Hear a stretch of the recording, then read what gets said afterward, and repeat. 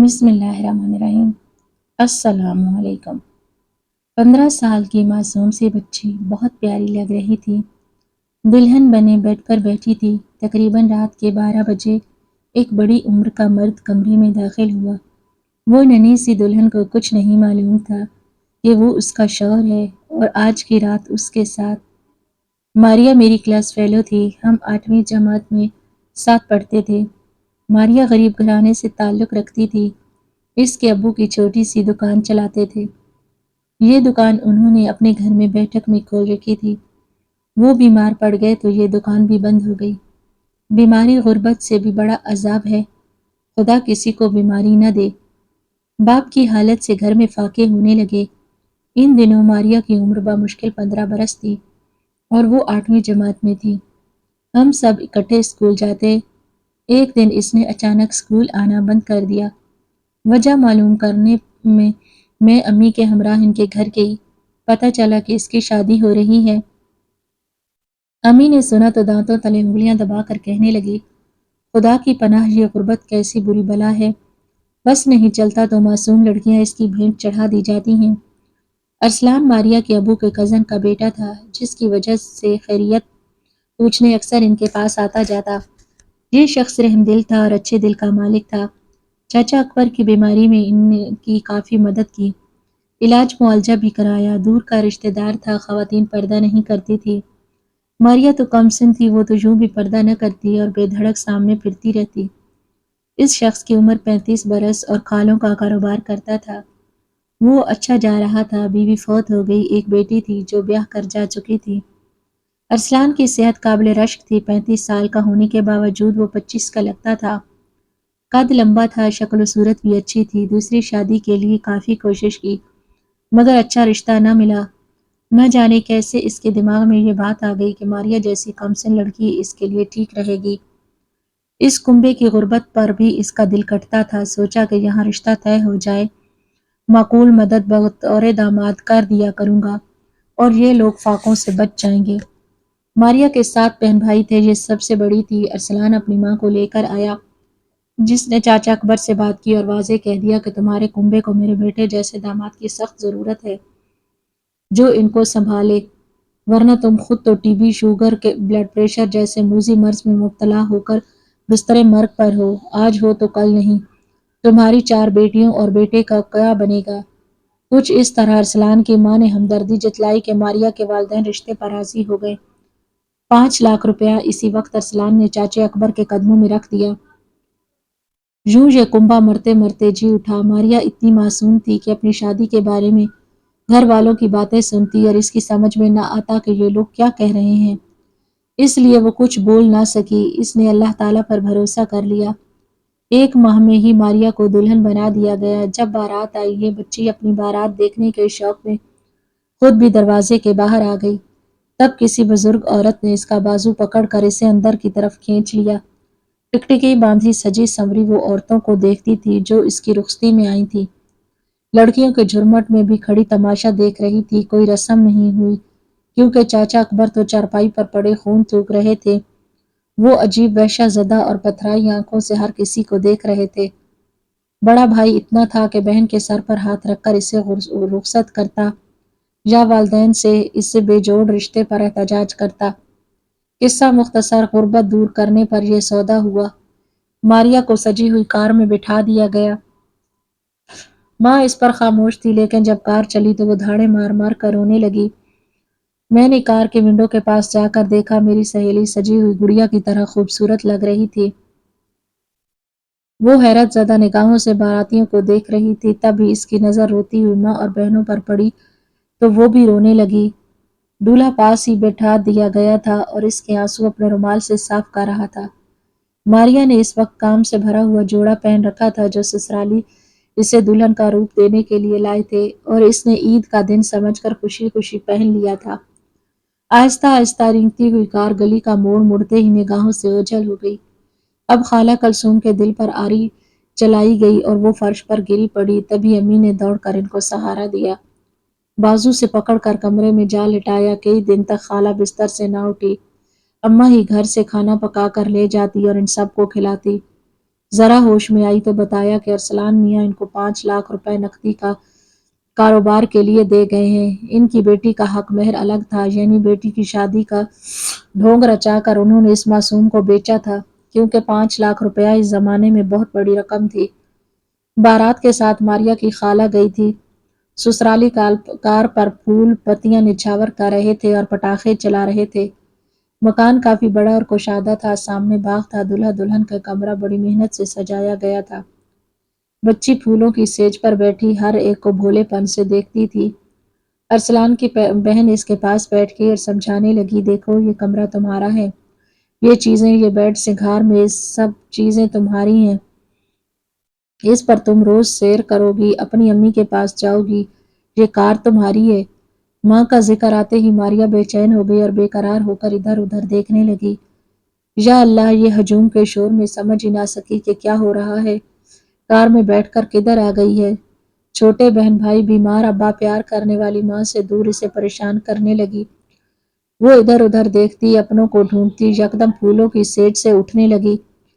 نند نے بازو پکڑ کر دوبارہ سیج پر بٹھا دیا۔ جیٹھانی اسے سر پہ دوپٹہ اڑھاتے ہوئے بولی، گھبراؤ نہیں، رونا نہیں، ہم تمہارے ہیں، گھر والوں کو یاد نہیں کرنا، وہ کل آ جائیں گے، بس آج کا دن نہیں آ سکتے۔ وہ پھر چپ ہو گئی، ادھر ادھر دیکھنے لگی، ہر شے کو گھورنے لگی۔ جب سہیلیوں کے گھر جاتی تھی، ان کے گھروں میں یہ سب چیزیں دیکھتی تھی تو سوچتی تھی کہ کہاں سے آ جاتی ہیں یہ چیزیں ان کے گھروں میں، اور میرے گھر میں کیوں نہیں؟ یہ فریج، اے سی، ٹی وی، یہ سنگھار میز اور اس میں رکھا ہوا سامان، اور اب یہ سب کچھ یہاں موجود تھا۔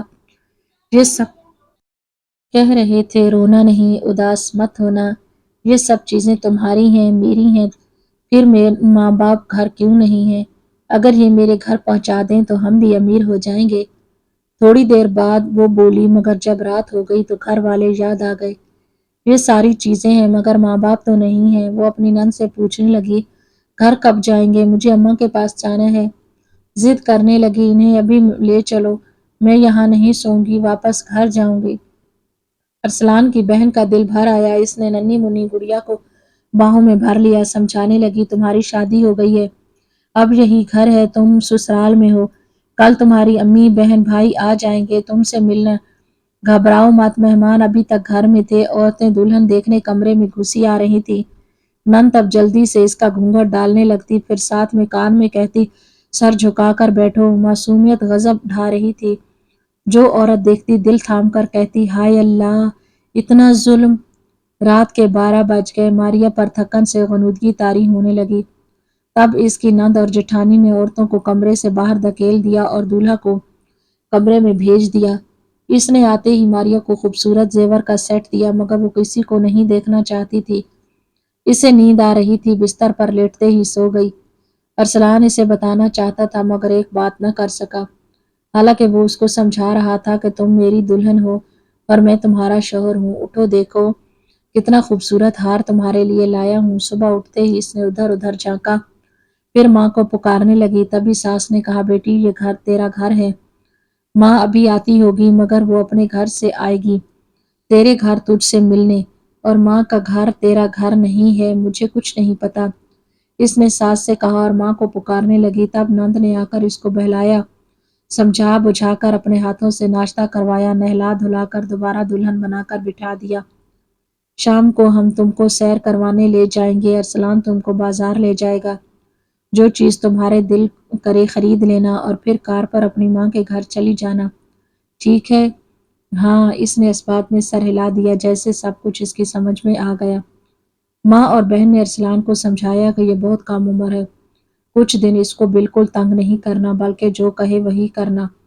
ہم سب اکٹھے گھومنے پھرنے جانے لگے تاکہ ماریا ہم سے مانوس ہو جائے۔ روز شام کو کار پر سیر کرنے جاتے، ماریا کو چیزیں خرید کر دیتے، تحفے لاتے، وہ بچی تھی، خوش ہوتی تھی ان باتوں سے۔ انہوں نے اس پر کوئی دباؤ نہ ڈالا۔ رات کو ساس اپنے پاس سلاتی، دن کو ہاتھوں میں ہاتھ لیے رکھتی تھی۔ یوں رفتہ رفتہ خوف اور اجنبیت دور ہو گئی۔ وہ اس کو ہر دوسرے تیسرے دن والدین کے گھر بھی لے جاتے تھے، 4-5 گھنٹے بہن بھائیوں میں رہ کر آتی تو خوش رہتی۔ وقت دھیرے دھیرے آگے سرکنے لگا۔ یہ اچھے لوگ تھے، انہوں نے ننھی منھی ماریا کو اتنے پیار سے رکھا کہ وہ گھر والوں کو بھول گئی، اور اس کو سمجھ میں آتا گیا کہ شوہر اور بیوی میں کیا رشتہ ہوتا ہے اور سسرالی کون ہوتے ہیں۔ ارسلان اس کا اتنا خیال رکھتا، وہ اس سے پیار کرنے لگی۔ لوگوں نے بہت باتیں کی، اس کے ظلم کے بارے میں کانوں کو ہاتھ لگائے، مگر ماریا کے ماں باپ خوش تھے۔ ان کے تمام خدشات مٹ گئے تھے۔ ارسلان امیر آدمی تھا، ان کا خیال تھا اس طرح ان کی بیٹی کی قسمت چمک گئی تھی۔ وہ اپنے سسرال کے ہر فرد کے لیے فرشتہ رحمت بن گیا۔ سسر کا علاج کروایا، بھائیوں کو دکان کھول کر دی، باقی بچیوں کو اسکول میں داخل کروایا۔ اس مردہ کنبے میں اس کے پیسے نے جان ڈال دی تھی۔ یہ عجیب کہانی تھی۔ عمر رسیدہ شوہر کو کم سن بیوی اتنا چاہتی تھی کہ زمانہ حیرت زدہ تھا۔ کوئی ماریا کے خاوند کو عمر رسیدہ کہتا تو اس کے ماتھے پر بل پڑتے تھے۔ خدا نے شادی کے 7 سال پہلے بچے سے بھی نواز دیا، پھر تو اوپر تلے وہ 5 بچوں کی ماں بن گئی۔ بچوں کو دادی اور پھوپھی نے پالا، کیونکہ وہ بچوں کو اٹھاتی تھی تو ان کی ماں نہیں لگتی تھی۔ میں ماریا سے ملنے گئی تو وہ بہت خوش تھی۔ شوہر بڑی عمر کا تھا، مگر وہ اس سے بہت پیار کرتی تھی، کیونکہ اس نے ماریا کے گھر والوں کے لیے بہت کچھ کیا تھا۔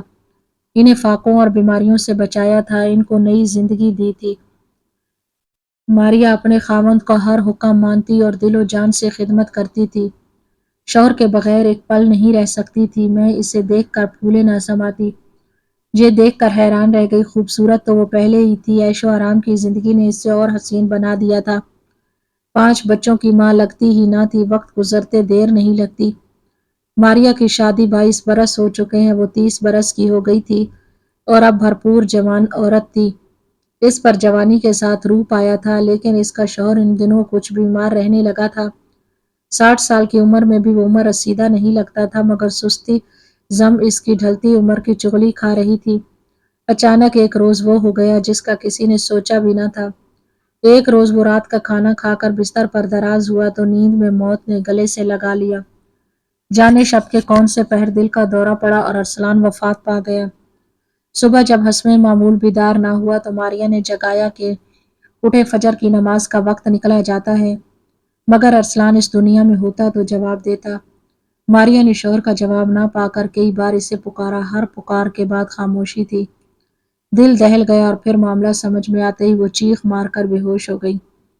شوہر کی میت کو رشتہ داروں نے سنبھالا، جبکہ ماریا کو ہسپتال لے گئے، جہاں ایک دن کوما کی حالت میں رہ کر وہ فوت ہو گئی۔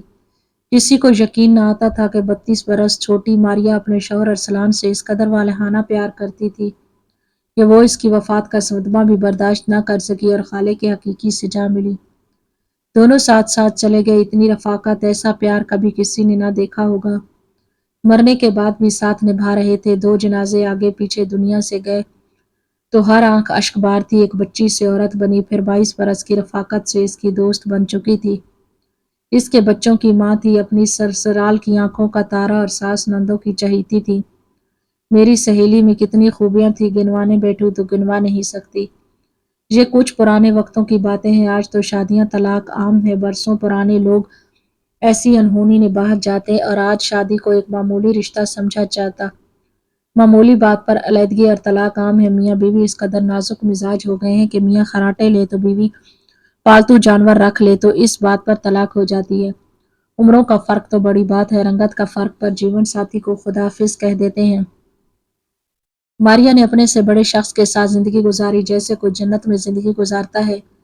اس وقت جب اس 15 برس کی بچی کا نکاح 35 سال کے شخص کے سے ہو رہا تھا، محلے کی عورتیں بھی رو رہی تھیں، مگر جس طرح اس نے سمجھوتا کیا، زندگی ہنس کر گزاری، اس پر دنیا حیرت میں تھی۔ دنیا میں ایسی عورتیں بہت کم ہیں جن کے صبر و جمیل کی مثالیں نہیں ملتی۔ ماریا کے بچے آج بھی اپنی ماں کی قبر پر فاتحہ پڑھنے جاتے ہیں، پھول اس کی قبر پر نچھاور کرتے ہیں، اور ایسی بے مثال ماں کس کی نہیں۔ دوستو، اس کہانی کا مقصد ہرگز نہیں کہ کم عمر بچوں کی شادی کی جائے، لیکن یہ ایک حقیقی کہانی۔ اس میں مجبوراً غربت کی وجہ سے لڑکی کی شادی کرنی پڑی، اور ایسا نہیں کہ ارسلان یا اس کے گھر والوں نے ساتھ نہیں دیا، بلکہ بہت اچھے طریقے سے رکھا اور بہت پیار دیا۔ ماریا نے بھی شوہر سے اور سسرال والوں سے بہت پیار کیا اور بہت اچھی زندگی گزاری۔ کاش ہر شوہر اور بیوی ایک دوسرے سے ایسے ہی پیار محبت سے رہیں تو یہ زندگی جنت بن جائے۔ عمروں کا فرق، کالے گورے امیر غریب چھوڑ کر ایک دوسرے سے پیار محبت کی زندگی گزاریں، زندگی خود بخود جنت بن جائے گی۔ دوستو، کیسی لگی آج کی یہ کہانی؟ کمنٹ سیکشن میں اپنی رائے کا اظہار ضرور کیجیے گا۔ کہانی پسند آئے تو ویڈیو کو لائک کریں اور ہمارے چینل کو ضرور سبسکرائب کریں۔ اللہ حافظ۔